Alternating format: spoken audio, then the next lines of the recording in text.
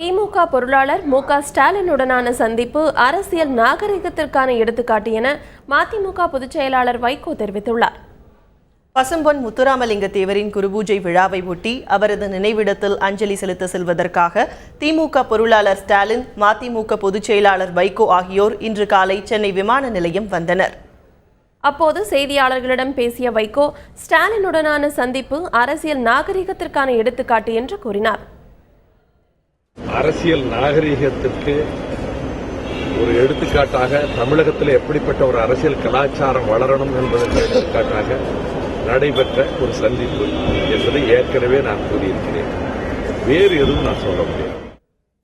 இதேபோல் இந்த சந்திப்பு குறித்த செய்தியாளர்களின் கேள்விக்கு பதிலளித்த திமுக பொருளாளர் மு.க. ஸ்டாலின், மதிமுகவுடன் கூட்டணி அமைந்தால் மக்கள் மகிழ்ச்சி அடைவார்கள் என்றால் தமக்கும் மகிழ்ச்சி என்று கூறினார். பத்திரிகையாளருடைய கனவு நிறைவேறும் சொல்லியிருக்கீங்க. பத்திரிகையாளர் மகிழ்ச்சினா எனக்கு அதில் மகிழ்ச்சி.